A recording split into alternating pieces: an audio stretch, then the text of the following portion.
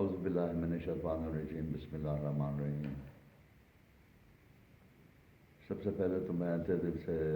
پاکستان ریاست کا شکر گزار ہوں کہ انہیں ریاست جوناگڑھ کو اپنے پاکستان کے نقشے کے ساتھ دکھایا ہے، اور میں سمجھتا ہوں یہ بہت ایک اشد ضروری بات تھی، اور کافی عرصے تک کہ یہ جو پاکستان کا جو نقشہ آ رہا تھا وہ اتنا ڈیفائن نہیں تھا کہ اس کے اندر پاکستان کے ساتھ جو تھی دوسری اس کی جو ٹیریٹریز ہیں ان کو شو نہیں کرا جا رہا تھا۔ تو میں سمجھتا ہوں یہ ایک بہت خوش آئند بات ہے، اور میں اس موقع پر آپ کو کچھ اپنی فیملی کے بارے میں اور کچھ ریاست کے بارے میں بتانا چاہتا ہوں گا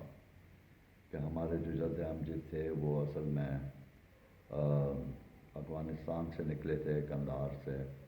اور ہمایوں کے ساتھ وہ داخل ہوئے اور انہوں نے ایک جنگ لڑی وہاں شیر شاہ سوری سے، اور انہوں نے وہاں ہمایوں کو دوبارہ سے دلی کے تاجدار پر انسٹال کر دیا۔ تو اس کے بعد پھر ہمارے جد امجد ان کے درباروں میں چلتے رہے as statesman, commanders, generals, governor generals. اس کے بعد جو سروسز وہ رینڈر کرتے تھے ٹو دا امپیریل مغلز، تو اس کے ریکگنیشن میں انہیں یہ جاگیریں وغیرہ ملا کرتی تھیں۔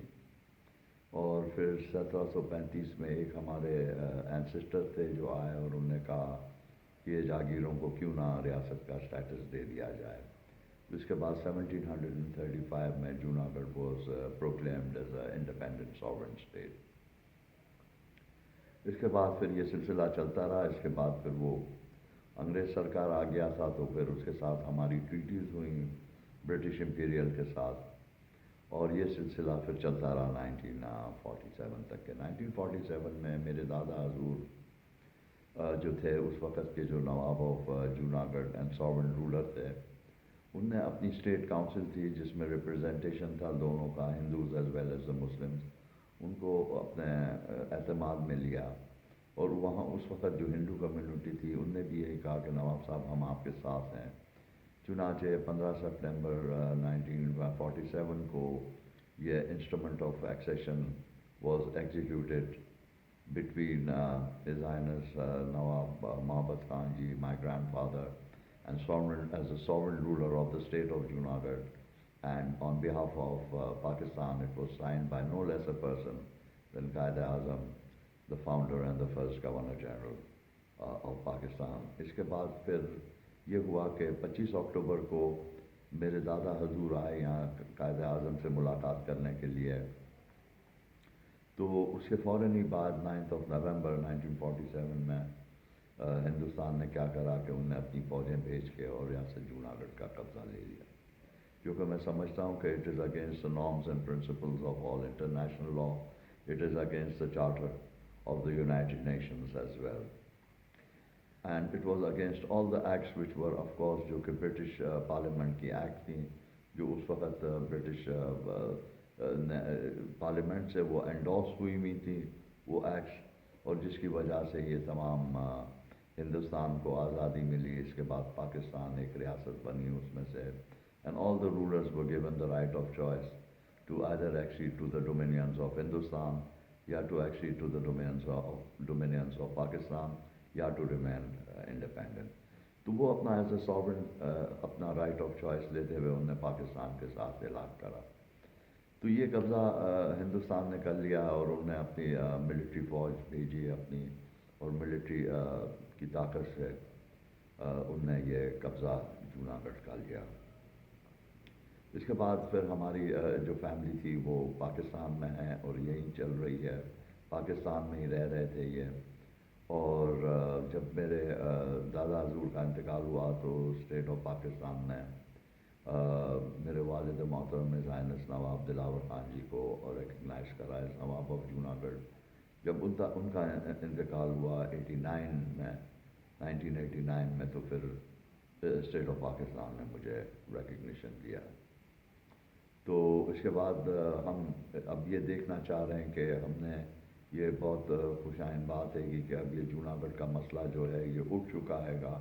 اور ہم اسے پوری دنیا کی نگاہوں کے اندر لائیں گے اور پوری دنیا کو ہم بتائیں گے کہ جوناگڑھ کا مسئلہ کیا ہے اور کس طرح ہمارے ساتھ ناانصافی ہوئی، کس طرح ہمارے لوگ وہاں سے اپنی جان بچا بچا کے بھاگے، جو ہمارے پیپل آف ہمارے سبجیکٹس تھے جوناگڑھ کے، اور کس طرح ہندوستان نے اپنی فوجوں کے ساتھ فوج کشی کری اور وہاں جو ظلم و ستم ڈھایا۔ تو میں یہ سمجھتا ہوں گا کہ یہ جو ہے ساؤتھ ایشیا کے اندر پیس میرے خیال سے پرویل نہیں کر سکتی ہے جب تک کہ ہم سمجھتے ہیں کہ جتنے بھی یہ ڈسپیوٹس ہیں، آؤٹ اسٹینڈنگ ایشوز ہیں گے جتنے بھی بٹوین دا اسٹیٹس، ریاستیں جو ہیں جتنی بھی اس علاقے کی، اس کے اندر یہ ان کے جو ہیں یہ سیٹلمنٹس نہ ہو جائیں اس ایشو کے، اور ہم سمجھتے ہیں کہ Junagadh is also a very major part of Pakistan, which consisted upon approximately 4,000 square miles, and it lies on the Arabian shores, and we were enjoying 100 miles of coastline, which was comprised as a part of the Junagadh State Territories. So, and it is only about approximately 250 miles from Karachi. So then Sir Zafarullah, after the illegal occupation of Junagadh by the Indian military, Sir Zafarullah یہ case لے کے گئے. He was the first foreign minister of Pakistan, and the case has been placed in the United Nations. And اس وقت security council میں اس کے اوپر بات چیت بھی ہوئی جوناگڑھ کے ایشو پر، اور سیکورٹی کاؤنسل نے اسے کہا کہ جی بالکل یہ ایشو ہے گا، اور ہم پہلے کشمیر کے ایشو کو دیکھیں گے اور اس کے بعد پھر ہم جوناگڑھ کے ایشو کو دیکھیں گے. تو we have taken up the Junagadh issue and we want to bring it